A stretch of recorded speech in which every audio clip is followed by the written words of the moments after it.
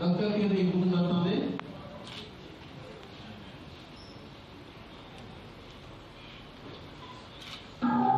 Docteur Kéry, vous m'entendez?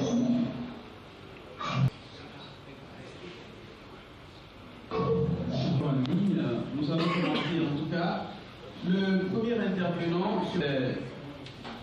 Monsieur Babacar. Babacar, je vais vous dire très rapidement.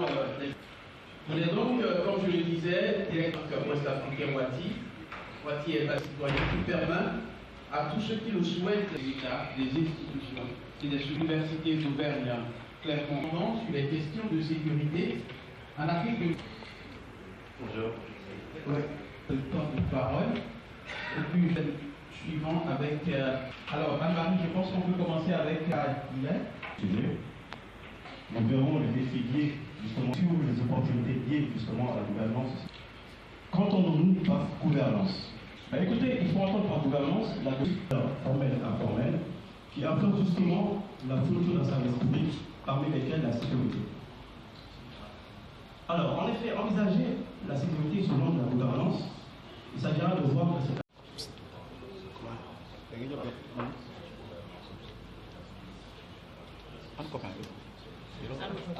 programme bi ñu fi boole tey WIA mooy rajo bi nga xamante ni fii la basé wu si Dakar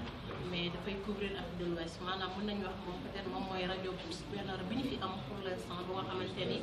weesu na Sénégal day couvrir Libéria day couvrir Sierra Leone Guinée Nigéria ba ay Burkina Faso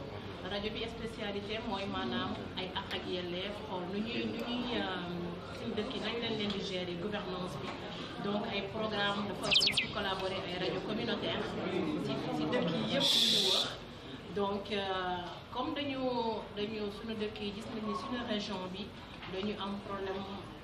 radicalisme maanaam li ñuy wax radicalisme mooy ay réero yu bare yu am ñàkk jàmm conflit yi boo xoolee Niger tey ils sont très menacés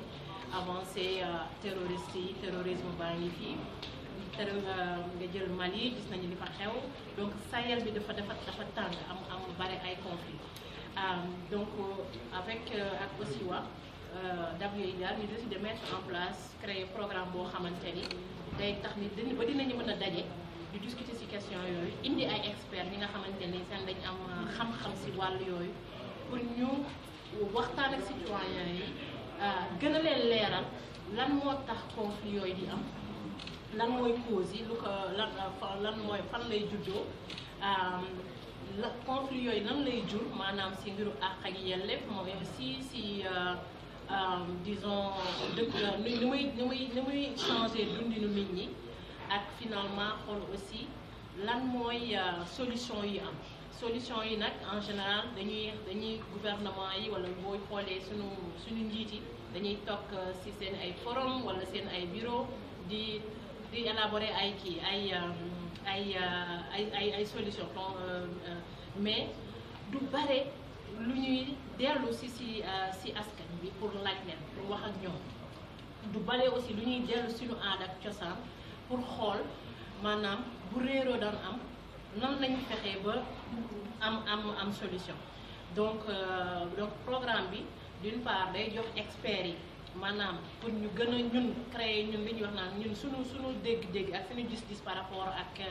conflit yi du ñuy jëlaat juste lu médias occidentaux yi wala experts occidentaux yi ni ñuy waxee conflit da ngay dégg par exemple ñu naan jihadisme mais lan mooy jihadisme est-ce que tey ñi nekk ci Mali wala ñu nekk bopp ce panel nous parle du fait que nous rencontrons dans la région du Sahel un certain nombre de défis sécuritaires liés à plusieurs causes, la montée des radicalismes, donc plusieurs types de radicalisme, les conflits de différentes natures entre paysans et éleveurs dans certaines localités, des conflits liés au radicalisme religieux, mais aussi la montée du terrorisme. Alors ce panel rentre dans le cadre d'un programme que la West Africa Democracy Radio met en œuvre en partenariat avec OSIWA pour interroger d'abord le discours dominant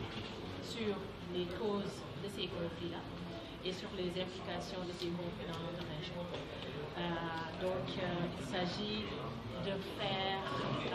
des investigations dans le cadre de ce programme, aller à la source des informations, rencontrer les communautés, rencontrer les protagonistes pour interroger le discours sur donc les causes. Il s'agit de revoir quelles sont les problématiques qui sont au cœur des conflits dans la zone du Sahel. Ce sont d'abord des problématiques de développement économique, d'inégalité sociale, d'exclusion, qui poussent certains, surtout les jeunes, à être enrôlés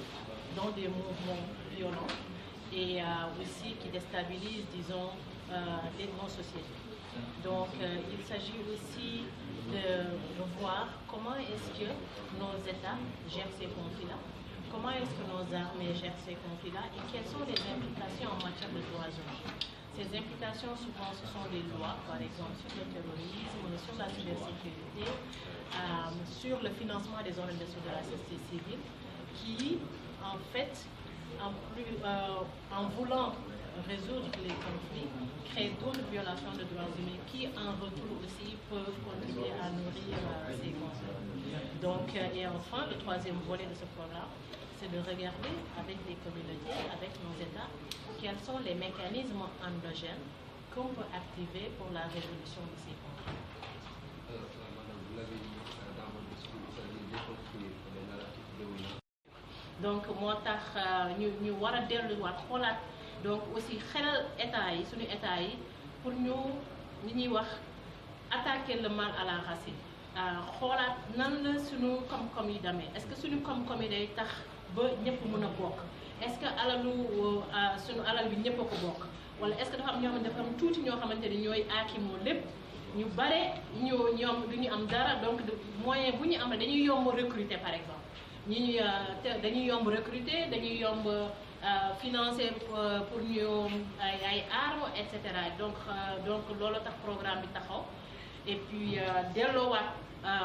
kàddu askan wi pour askan wi ñu dégg leen si lu ñuy dund mais aussi ñu dégg leen si lan moo mën a nekk solution.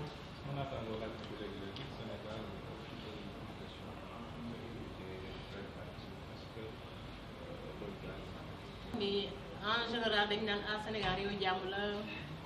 suñu maam yi fi tëdd dégg la loolu yëpp dégg la mais nag dañ naan luy raam si ñàkk ji la génn donc dañu war a bàyyi xel ni yeneen dëkk yi peut-être am na il y a quelques années il y a 5 ans il y a 10 ans xalaat ñooñu dinañu egg fii dëkk bu mel ni Mali mosul xalaat dina egg fii dafa nekkoon exemple même si démocratie nekk exemple si